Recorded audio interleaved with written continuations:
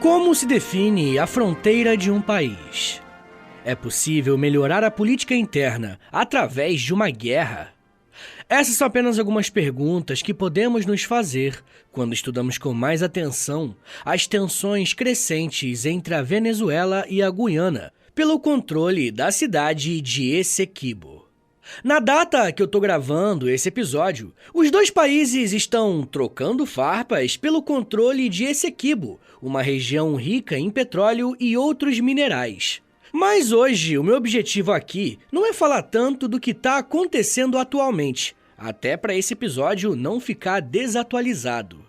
O que eu quero fazer é mostrar como que a disputa entre esses dois países não é nem um pouco nova e tem raízes no período colonial, tanto da Venezuela quanto da Guiana. É bem provável que essas tensões aumentem e até o Brasil seja levado para a mesa de discussões. Mas pessoal, como sempre, eu quero lembrá-los que eu baseio meu conteúdo em fontes e em autores confiáveis, que você pode e deve consultar na descrição do episódio. A primeira coisa que precisamos fazer aqui hoje é entender como que se deu a colonização de ambos os territórios. É muito comum lembrarmos que na América do Sul, Portugal e Espanha foram as nações europeias que mais conquistaram território nessa parte do continente. Porém, eles não foram os únicos. A Holanda e o Reino Unido também tiveram colônias na América Latina. Se formos olhar para o território onde hoje é a Venezuela, ele só foi de fato colonizado pelos espanhóis em 1522 e depois de muitos confrontos com os nativos. A região recebeu esse nome porque o navegador Alonso de Ojeda percebeu muitas semelhanças com Veneza, a cidade italiana. No momento da fundação de algumas cidades, o rei espanhol Carlos I estava endividado com alguns reis germânicos e permitiu que os seus credores viessem para a América tentar encontrar metais preciosos. Os primeiros 20 anos da Venezuela foram marcados por essa exploração, que não rendeu muitos frutos para os germânicos, e os espanhóis voltaram a ter o controle completo da região.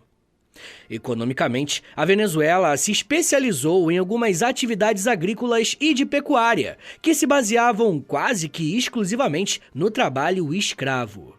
Essa mão de obra se tornou especializada no cultivo do cacau, que era exportado para a Europa.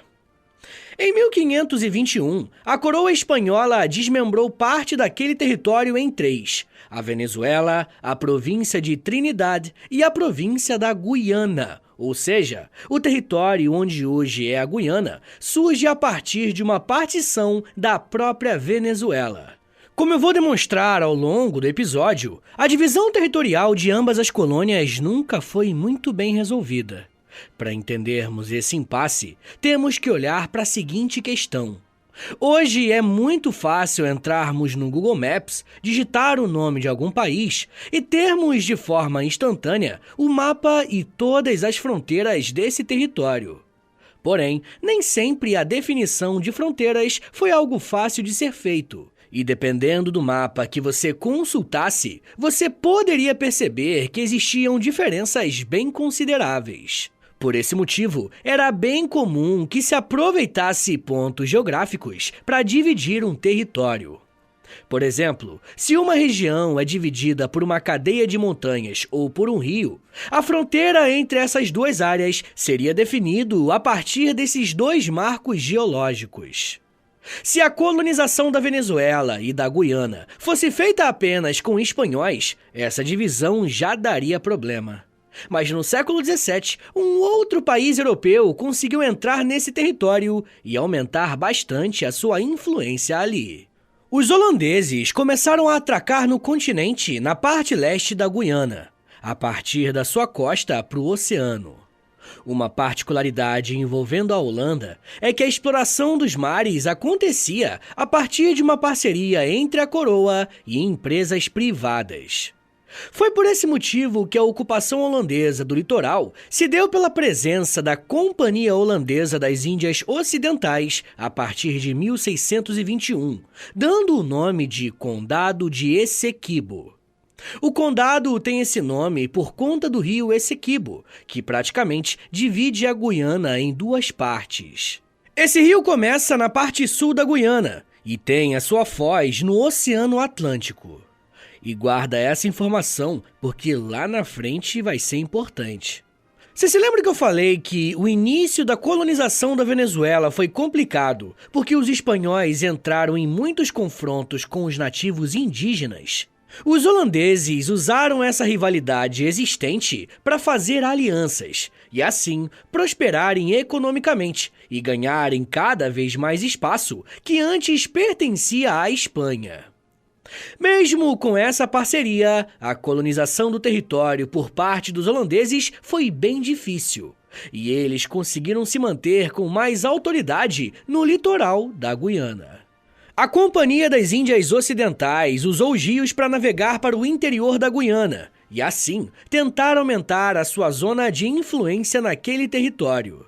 Conforme eles iam tendo sucesso nessa empreitada, as tensões com a coroa espanhola aumentavam em uma relação que já estava difícil.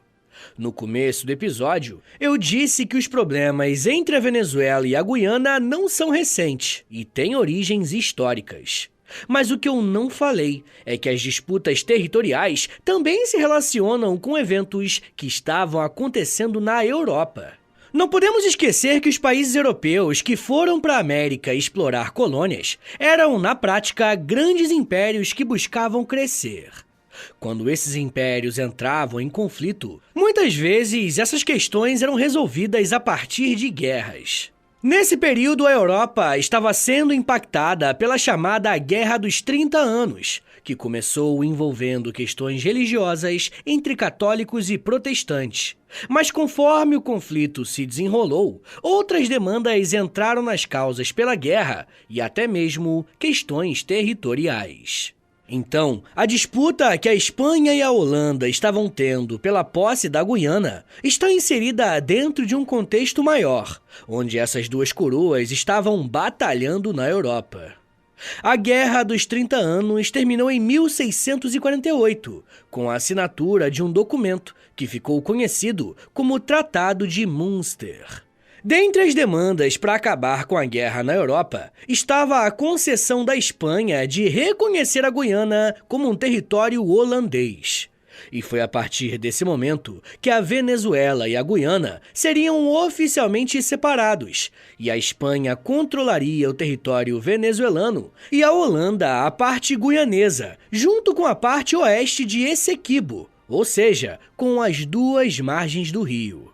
Mas o que esse tratado não previa é que, dali em diante, as disputas territoriais nunca seriam bem resolvidas, resultando em uma série de disputas e até mesmo ameaças de guerra. A posse formal da Guiana por parte da Holanda não garantiu que a colonização fosse tranquila. Por volta do ano 1700, eles começaram a ter mais sucesso no controle de mais áreas, derrotando aqueles indígenas que tinham feito parcerias no primeiro contato.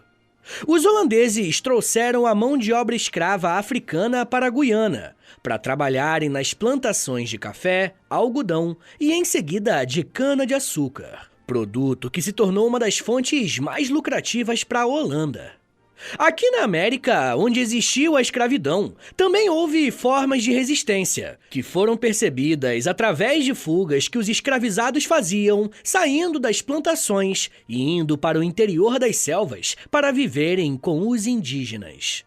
A partir desse contato, houve uma grande miscigenação, e algumas figuras se tornaram lideranças tanto entre africanos quanto indígenas, como foi o caso do Kufi, um revolucionário que em 1763 organizou uma rebelião contra os holandeses, que foi reprimida com muita violência. Apesar de representar uma vitória incontestável dos europeus, essas revoltas serviam para mostrar que os considerados sem vozes não estavam satisfeitos com os rumos que a colonização estava tomando. Para tentar melhorar o controle da Guiana, a empresa holandesa fundou novas colônias dentro da Guiana, a Demerara e a Berbice. Atualmente, esses dois territórios pertencem à Guiana, mas naquele período foi feita essa divisão. Uma outra transformação que aconteceu nesse período foi a chegada cada vez mais constante de ingleses, que também tinham interesses comerciais na Guiana. Essa colônia holandesa tinha se tornado uma potência na produção de café, mas principalmente do açúcar, e nós brasileiros sabemos o quanto que isso foi valioso para o desenvolvimento do Brasil. Além desses dois itens, com a chegada dos ingleses, a Guiana também passou a produzir tabaco. E mais uma vez, veremos na América do Sul uma disputa de território feita por nações europeias. Só que nesse momento não era mais a Espanha, e sim o Reino Unido. A partir de 1746, a migração britânica aumentou consideravelmente para a região de Demerara, com foco na produção do algodão. Algumas décadas depois, os ingleses conseguiram dominar não só Demerara, como também a colônia de Essequibo. E eu nem preciso falar que isso só aconteceu a partir de muitas disputas políticas e militares entre o Reino Unido e a Holanda. As tensões estavam tão altas que os países europeus basicamente faziam um rodízio controlando a atual Guiana. Por um período, os britânicos conseguiram se manter fortes na região, e em outros momentos, os holandeses conseguiram retomar o controle da sua antiga colônia. Nessa dança das cadeiras, a Guiana mudou de posse pelo menos 3 vezes e entrou no século XIX, pertencendo aos holandeses em 1802.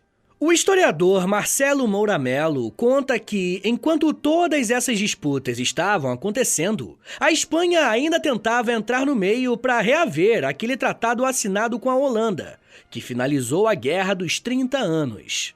Para a coroa espanhola, a divisão do território não estava correta, e a colônia venezuelana deveria ter também a parte a leste do rio Essequibo, ou seja, praticamente 2/3 do território da Guiana. Só que o século XIX representaria um momento de grandes mudanças para todos os personagens envolvidos: a Espanha, o Reino Unido e a Holanda e as colônias da Guiana. O primeiro ponto de transformação desse século tem nome e sobrenome: o Napoleão Bonaparte. Já falamos bastante sobre ele em um episódio recente, e o seu nome aparece novamente aqui porque a partir de 1800 a Era Napoleônica é marcada por uma grande mudança nas fronteiras europeias, porque o general francês empreendeu um avanço militar contra os seus inimigos, incluindo a Espanha, que perdeu seu trono, e o Reino Unido, que foi impactado economicamente. Após a derrota de Napoleão, os países europeus se reuniram para definir como que as antigas fronteiras ficariam estabelecidas. No chamado Congresso de Viena, os monarcas apresentaram propostas que envolviam as demarcações no velho continente. Porém, algumas fronteiras e disputas territoriais na América também entraram no balaio, e a Holanda e o Reino Unido entraram em um acordo.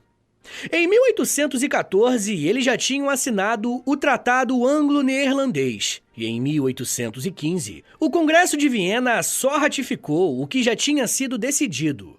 Essequibo, Demerara e Berbice seriam unificados e seriam posse dos ingleses. Nascia então a Guiana Inglesa. Só que as ações de Napoleão também influenciaram alguns acontecimentos na América. Quando o rei espanhol foi destronado, as suas colônias na América perceberam uma ótima oportunidade de conseguirem a sua separação da Espanha. E é dentro desse contexto que a Venezuela declara em 1811 a sua independência, querendo separação total da sua metrópole.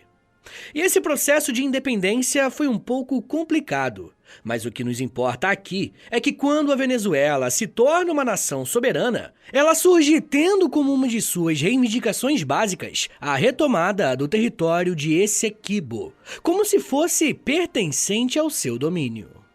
Uma demanda que antes era feita pela Espanha passou para o governo republicano da Venezuela. A disputa, a partir de então, seria entre o Reino Unido, que precisaria abrir mão de uma de suas colônias mais lucrativas e prósperas da América, com a Venezuela, um país recém-independente que via nesse conflito de fronteiras uma ótima oportunidade de gerar unidade nacional, além de aumentar as suas fontes de riqueza, e, de acordo com eles, corrigir um erro histórico.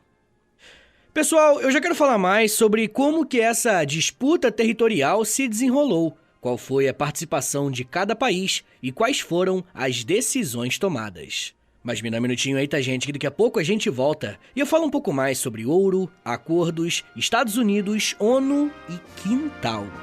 Segura aí, que é um minutinho só.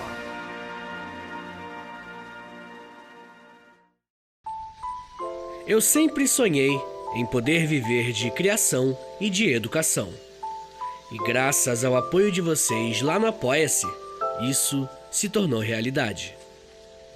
Entre em apoia.se/História em Meia Hora, que com 10, 20 ou 30 reais por mês, você não só contribui para esse trabalho continuar acontecendo, como também recebe recompensas exclusivas para os apoiadores. Com 10, você tem acesso a um podcast semanal exclusivo. Eu me aprofundo em um tema de um dos episódios da semana e envio diretamente para o seu e-mail através do Apoia-se. Já tem mais de 70 episódios por lá e você vai receber acesso a todos eles. Além do podcast exclusivo, com 20 reais, você também recebe acesso ao nosso Clube do Livro. Todo mês nós lemos um livro sobre história e conversamos no grupo do Telegram. E depois de 30 dias, fazemos uma call no Zoom para compartilharmos as nossas impressões. E com 30, além das recompensas anteriores, eu te adiciono no meu Amigos Próximos no Instagram, onde publico conteúdos diários com curiosidades históricas, tanto no @História em Meia Hora, quanto no @Prof. Vitor Soares. E se você tiver alguma dúvida sobre o apoio, é só entrar em contato comigo pelo e-mail historiaemmeiahora@gmail.com. apoia.se/História em Meia Hora.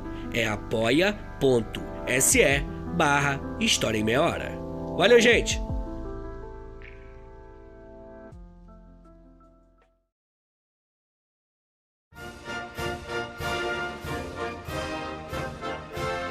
Abre aspas. O território e demais espaços geográficos da República são os que correspondiam à capitania geral da Venezuela antes da transformação política iniciada em 19 de abril de 1810.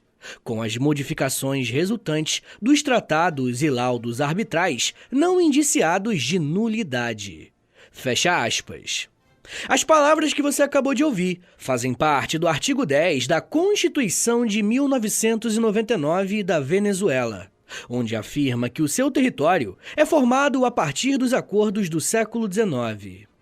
A independência venezuelana e a existência da Guiana Britânica marcaram um longo período de disputas e de discordâncias dos dois governos. Como eu já falei algumas vezes aqui, quando pensamos em política internacional, não existem heróis ou vilões, e sim cada nação tentando garantir os seus interesses. Durante muitos anos, a Venezuela e o Reino Unido ficaram em um impasse em relação a Essequibo. Uma solução encontrada por parte dos britânicos foi enviar um geógrafo para mapear a região e delimitar os territórios que ficariam com cada um. Em 1840, o governo britânico escolheu Robert Herman Schomburgk para demarcar a fronteira ocidental da Guiana Inglesa e fazer a separação da Venezuela. Em alguns meses de trabalho, ele concluiu a linha Schomburgk, que reivindicaria quase 80 mil quilômetros quadrados a mais para o Reino Unido. Ou seja, na prática, a Venezuela estava requerendo um território que estava sob a posse dos ingleses, e o que receberam foi um estudo mostrando que deveriam perder ainda mais terras. A Venezuela não aceitou a linha definida pelo europeu e avançou sobre o território da Guiana sob a justificativa de que eram herdeiros daquela área, se baseando em um princípio jurídico conhecido como uti possidetis, original do direito romano e era usado em disputas territoriais. Para evitar um confronto direto com a Venezuela, o Reino Unido propôs em 1850 que a discussão fosse deixada de lado, até as coisas se acalmarem e uma nova rodada de negociações fosse feita. Parte desse acordo consistia em deixar a região de Essequibo vazia, sem migração ou colonização. Essa proposta foi feita para manter a área o mais neutra possível, porque os argumentos jurídicos de ambos os lados já estavam complexos o suficiente. Esse acordo de deixar as coisas se acalmarem um pouco tinha tudo para dar certo se não fosse um detalhe. Os ingleses descumpriram a sua parte e colonizaram o território.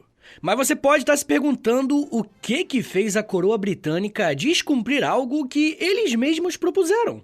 A resposta é que eles descobriram reservas de ouro nas proximidades do rio Essequibo. O Reino Unido já estava tendo problemas com algumas de suas colônias, e essa notícia poderia representar uma mudança completa nos cofres públicos. E por esse motivo, centenas de colonos britânicos foram para a Guiana para tentar encontrar ouro. E, consequentemente, jogaram no lixo o que foi acordado com a Venezuela em 1850. Esse envio em massa de ingleses aconteceu no final do século XX e serviu como uma gota d'água para as relações da capital venezuelana, Caracas, com Londres.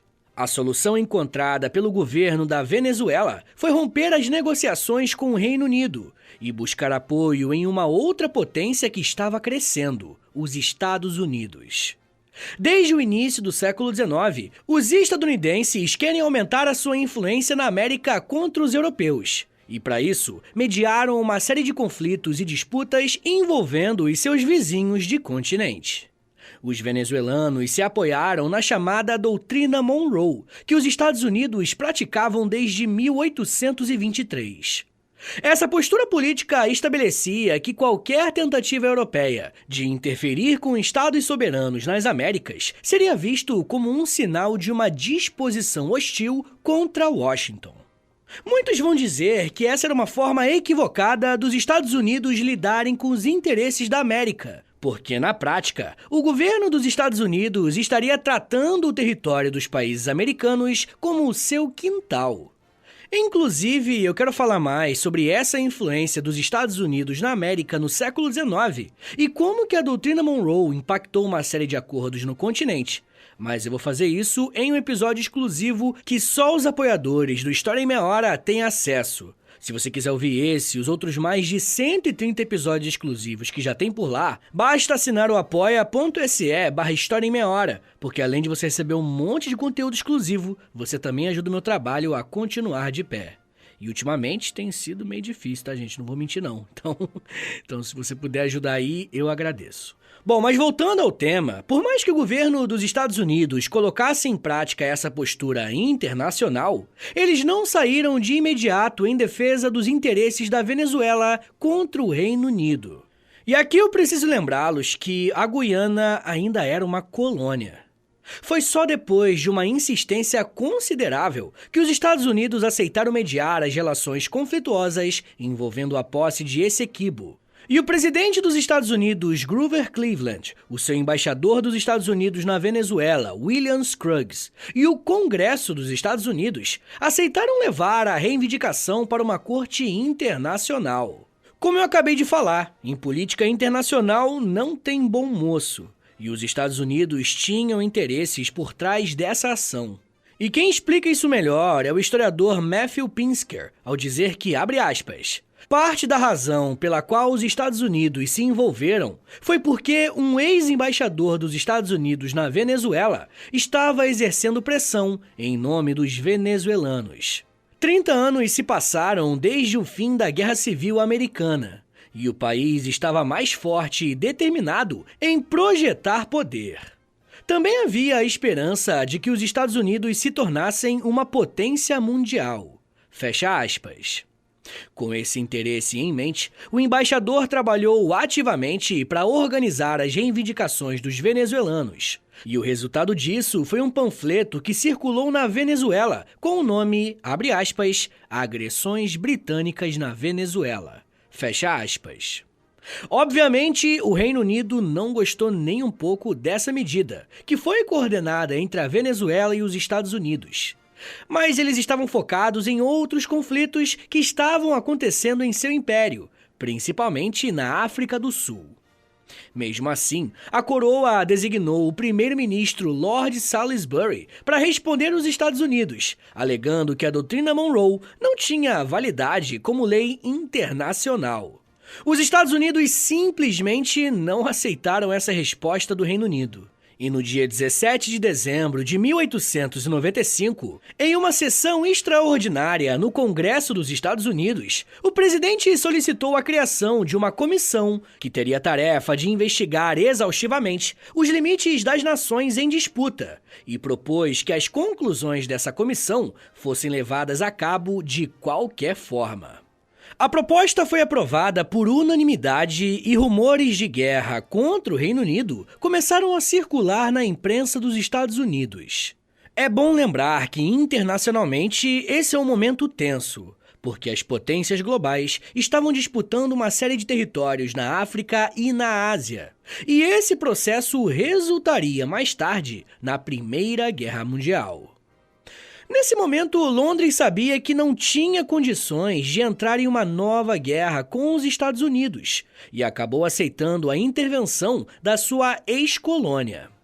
Foi assim que os Estados Unidos, representando a Venezuela, e o Reino Unido firmaram em 2 de fevereiro de 1897 um tratado em Washington para submeter a controvérsia a julgamento internacional.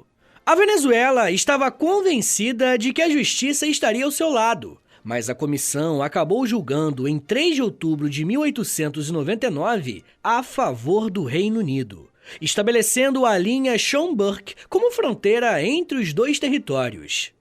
Essa decisão acabou sendo encarada pela Venezuela como laudo arbitral de Paris.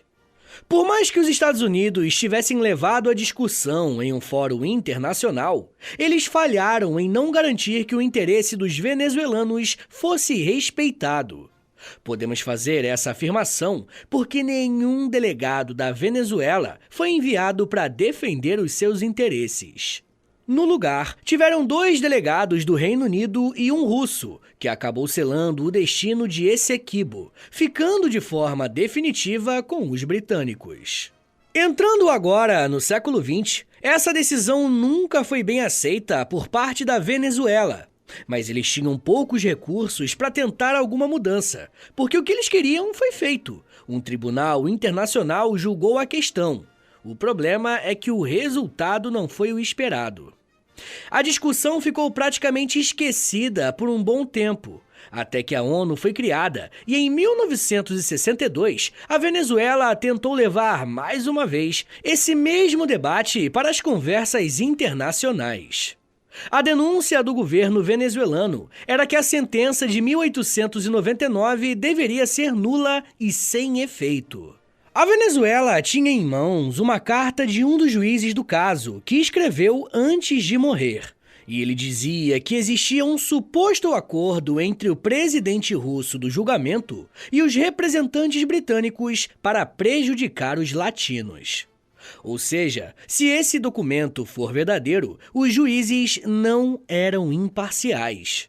O debate foi reaberto e em 1966 foi assinado o Acordo de Genebra, onde o Reino Unido reconheceu que existia um desacordo por aquele território.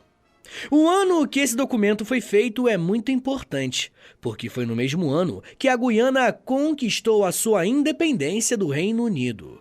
Ou seja, só para complicar ainda mais a situação, no mesmo momento que eles perceberam que iriam perder a sua colônia, eles aceitaram sentar na mesa com a Venezuela para negociar as fronteiras. Na prática, o que aconteceu foi que o Reino Unido se isentou completamente da resolução do problema, e quem teve que lidar a partir de então foi a recém-criada República da Guiana. Em 1986, os dois países foram levados mais uma vez à ONU para buscar um mediador desse conflito, e até 2014, praticamente não houve nenhum avanço da questão, e o território se manteve com a Guiana. Porém, em 2015, uma petroleira chamada ExxonMobil descobriu uma reserva gigantesca de petróleo no litoral da Guiana, justamente na área que está sendo disputada e requerida pela Venezuela. E molecada, a gente não tá falando de pouco petróleo não, tá? As estimativas dizem que podem chegar a bilhões de barris de petróleo.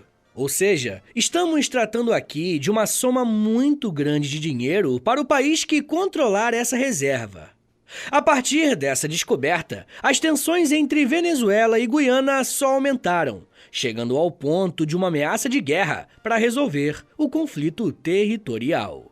Pessoal, bora fazer aquele resumão do episódio agora? Vamos lá? Olha, Venezuela e Guiana provavelmente vão protagonizar uma contenda que pode cair para o campo armado nos próximos meses, por uma divergência de fronteiras. A origem dessa questão está na colonização desses dois países, que foi feita por espanhóis, holandeses e britânicos.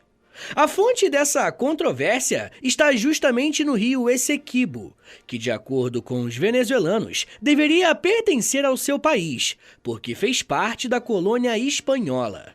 Conforme holandeses e ingleses entraram na questão, o território deixou de ser da Venezuela e compôs o Império Britânico. Com a independência da Venezuela, a reivindicação voltou a ser feita. E até os Estados Unidos entraram na jogada para ajudar, entre aspas, o seu companheiro de continente. O pedido da Venezuela foi levado para uma corte internacional, que recusou a proposta. E Essequibo se manteve com o Reino Unido. Mas com a independência da Guiana em 1966, o Reino Unido saiu fora das negociações e deixou para os guianeses entrarem em um acordo com os venezuelanos. A resolução não veio, e as coisas ficaram ainda mais tensas em 2015, quando uma empresa descobriu uma enorme reserva de petróleo, que atualmente pertence à Guiana, mas que a Venezuela tenta ter parte dessa fonte de riqueza. Mas para além da possível briga de dois países vizinhos, o que está por trás disso são as consequências da colonização europeia na América. Fato que até hoje influencia o nosso continente. Afinal, ainda existe uma parte do território francês aqui na América, a Guiana Francesa. Mas isso já é um papo para uma outra meia hora.